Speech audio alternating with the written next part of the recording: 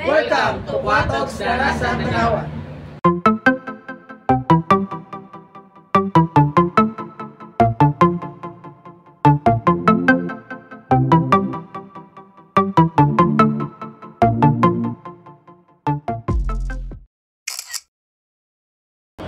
Hello sa inyo mga katropa.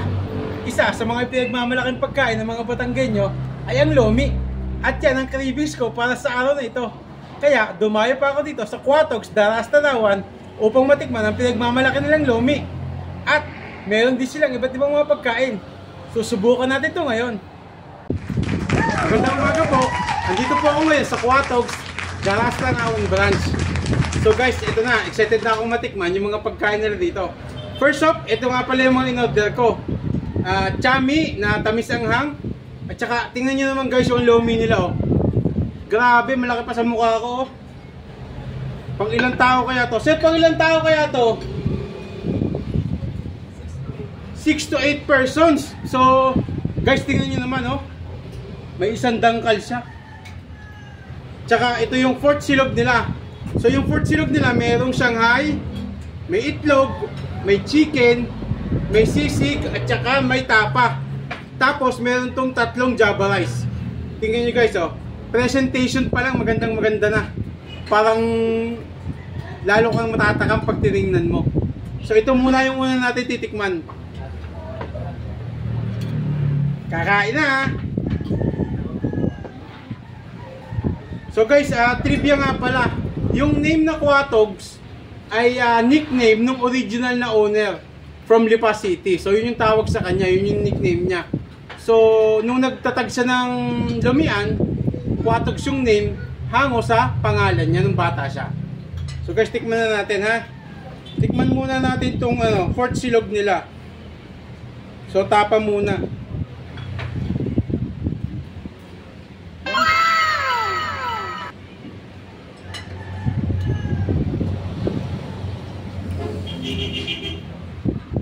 Masarap guys yung tapa.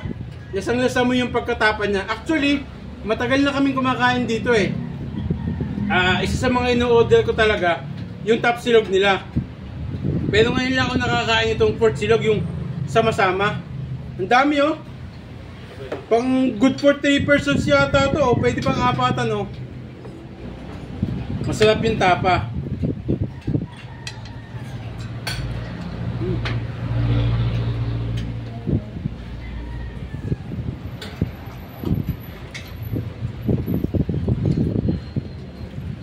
Tsaka ito nga pala yung paborito ng anak ko, sisig.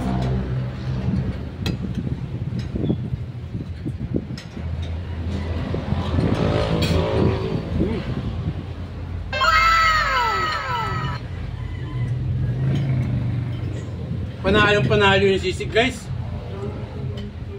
So guys, itong sisig nila, ayan o, crispy siya. Tapos yan, may sibuyas.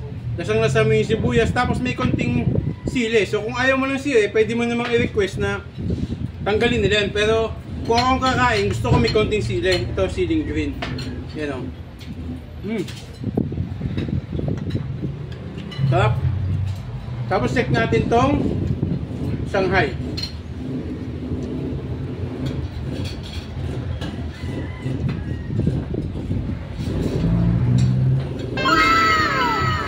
Masarap din yung Shanghai niya. Crispy siya. So guys, yung mga pagkain nila dito sa Quatox, hindi siya readily available. So pagka-order mo, saka pa lang nila lulutuin. So nakakagarantiya ka na fresh yung mga pagkain. Masarap yung yung rice nila oh. Actually kahit rice, may lasa na, masarap na siya.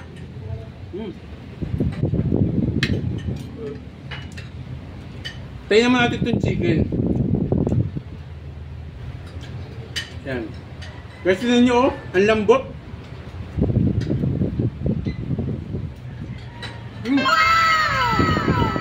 Sarap. Panlaban talaga to. Actually sa mga pag may bisita ako from Manila, from Makati, dito ko sila dinadala eh. Para kasi yung pagkakaluto ng mga pagkain dito, authentic na Batangas style talaga. Tingnan mo naman sa lomi pa lang, oh. Di ba? Pandayo talaga, hindi ka mapapaya. Sarap.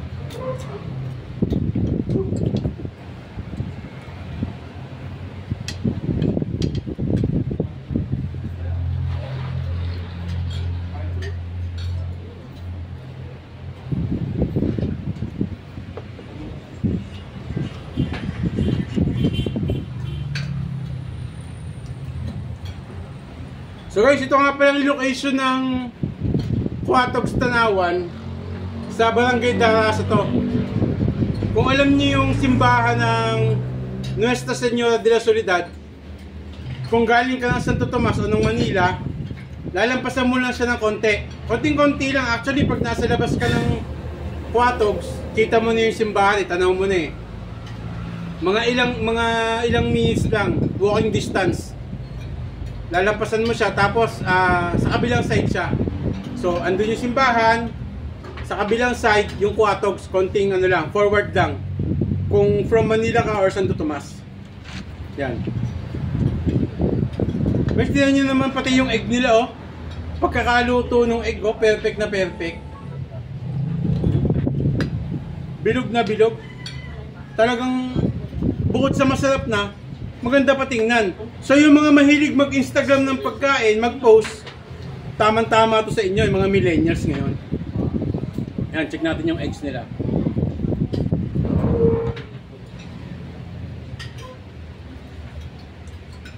Masarap din yung pagkakaluto, saktong-sakto talaga.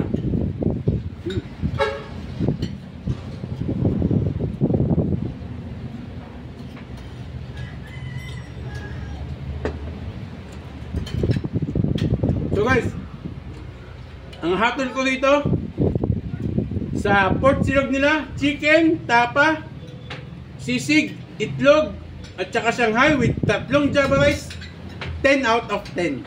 Yan. So guys, tabi muna natin to. Baka hindi ko na matikman yung iba pag inubos ko to eh. Ito. Guys, chami. Yan. So yung chami, usually talaga, meron siyang kaldo. Ito. So pagkakainin mo, ilalagay mo siya. Yan. Tamis ang to. Yan. Para siyang ano, para siyang in between lomi at saka pansit eh. Ganun talaga siya ano. Kaya nyo guys yung toppings oh. Ganda ng pagkakaluto, yung plating, ayos na ayos. So, lagay na natin to. So, bango nung ano, bango nung kaldo. Yan.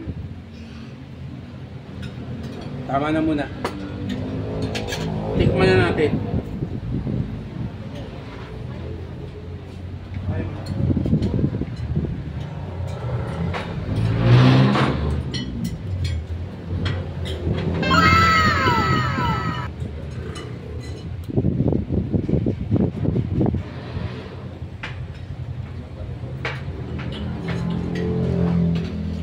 Guys, masarap siya. Una ko napansin, yung mismong ano niya, yung mismong noodles niya. Hindi siya matigas. Kasi yun yung usually issue ko sa mga pansit, sa mga lomi, sa mga chami. Yun talagang pinaka noodles niya. Ito, maganda yung pagkakaluto, malambot. So yung sa lasa naman, panalo din. Tsaka hindi siya masyadong matamis, hindi siya masyadong anghang, hindi rin siya masyadong maalat. Para sa akin, saktong-sakto lang yung pagkakatimpla.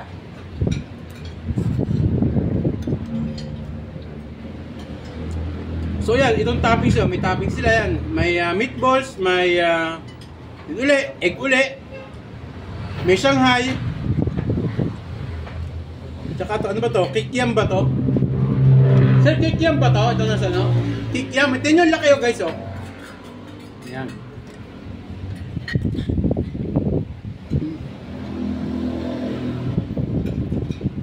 Guys, panalo talaga. Ibang klaseng kikiam to, masarap.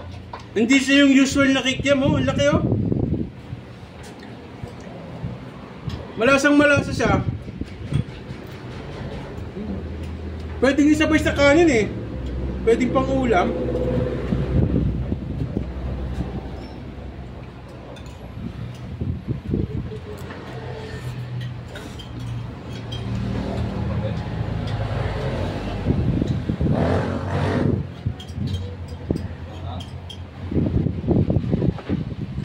So guys, ito nga pala yung nila, opening hours.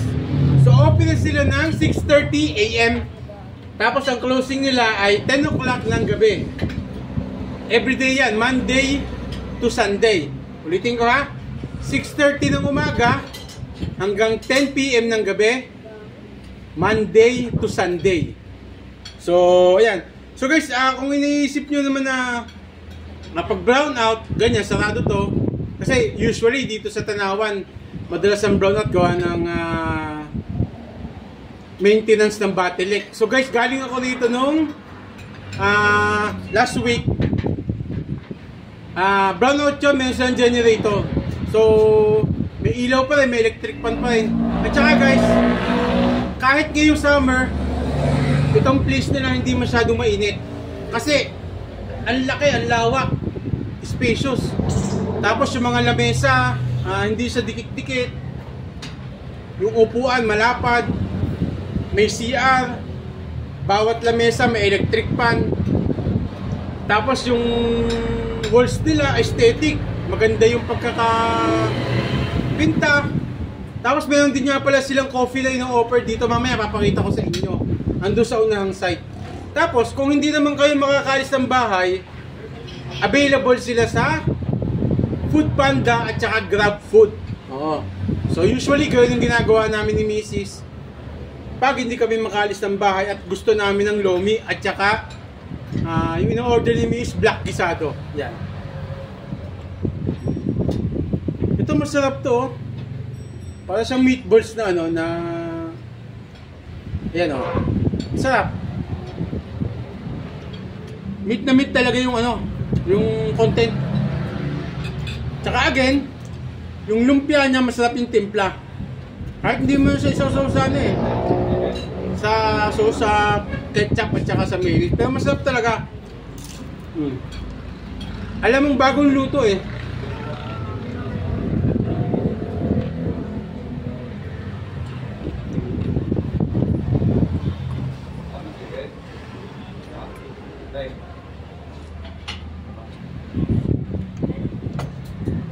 Tsaka guys, isa pa sa pinaka-gusto ko talaga dito sa Quatogs sa Tanawan.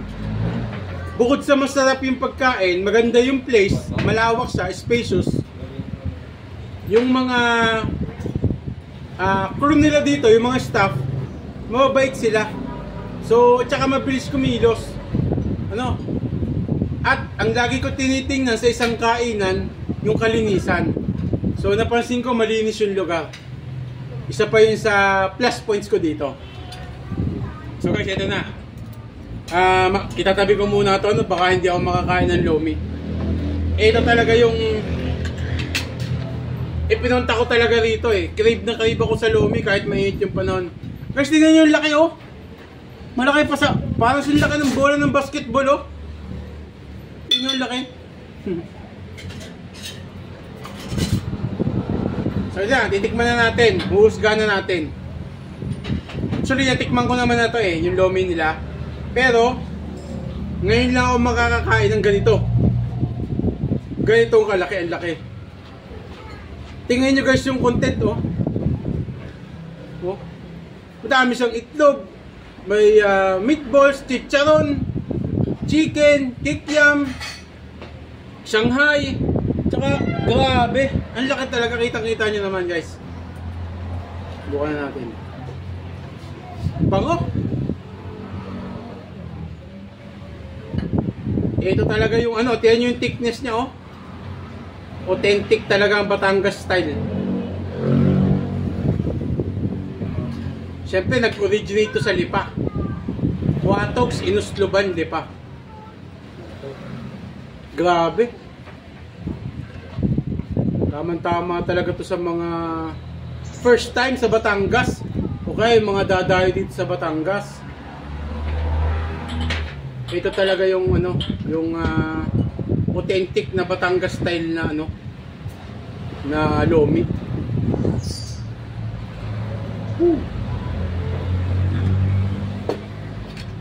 So, lagyan natin ng ito, meron akong pinirepair na toyo with sibuyas at saka kalamansi with sili.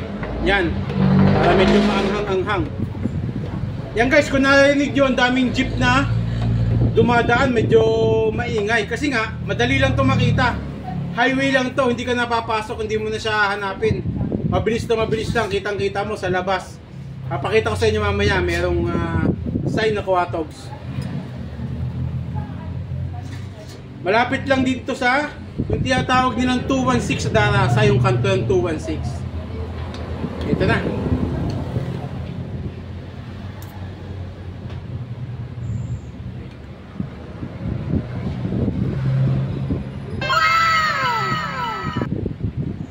Yun talaga ang lasang hinahanap ko. Sarap. Guys, yung lapot niya tamang-tama lang. At saka yung laman niya, ang dami oh. Sulit na sulit talaga ibabayad nyo rito.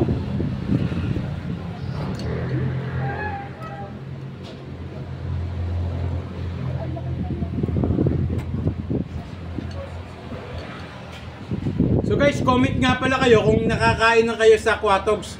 Actually, maraming Kuwatogs eh. Almost around 20 branches sila, buong Pilipinas yan. Ang nakainan ko pa lang, Kuwatogs SM Santo Tomas, dito nga sa Tanawan, Kuwatogs San Pablo City. Yun. Tapos meron din sila sa Padre Garcia, meron sa Cavite, yan, marami. Actually, maraming branches eh. Try natin yung chicharon. Lutong, alam na alam mong bago talaga yung mga ingredients eh. Sarap. Grabe.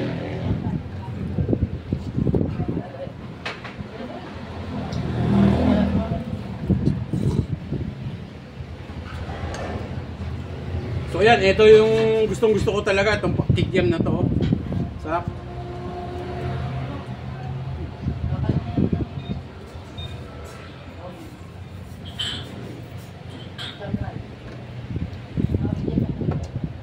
Salamat talaga. Yan. So guys, yung menu nga pala nila dito, hindi lang lomi, hindi lang chami, meron sila mga silog. Yan. Chick silog, top silog, sisig silog. Yung sisig nila masarap din talaga. Ano pa ba? Yung black gisado. Yan, chami, pansit bihon, pansit canton, combination. Lahat na nandito. At saka nakita ko sa menu nila may adobo at saka pork binagoongan. Yan. Bago yon. So sa ibang araw naman na natin susubukan yun kasi hindi ko ito mauubos.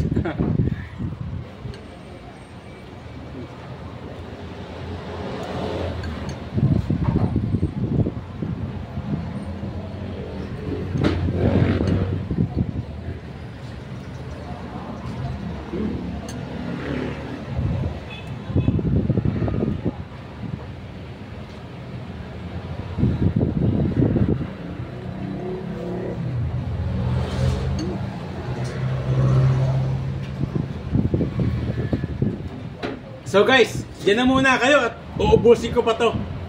Salamat po! At guys, meron nga rin pala rito hot coffee, iced coffee, at saka mga soda drinks. So ito na nga guys, ipine-prepare na po yung in-order ko. Ayan, tingnan natin.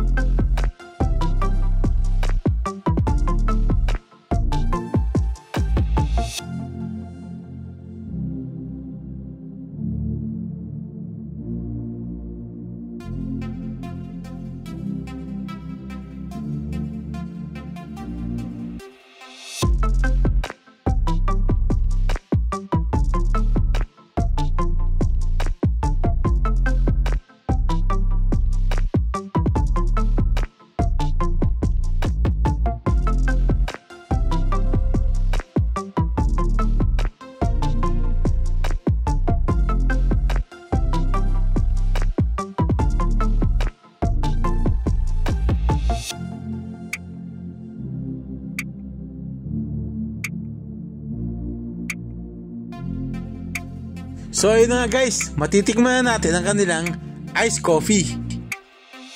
Inaanyayahan namin kayo dito sa Quatox Darasa Tanawan Branch, located sa highway, malapit sa 216 and Hacienda Darasa. Open kami 6:30 AM to 10 PM, Monday to Sunday. See you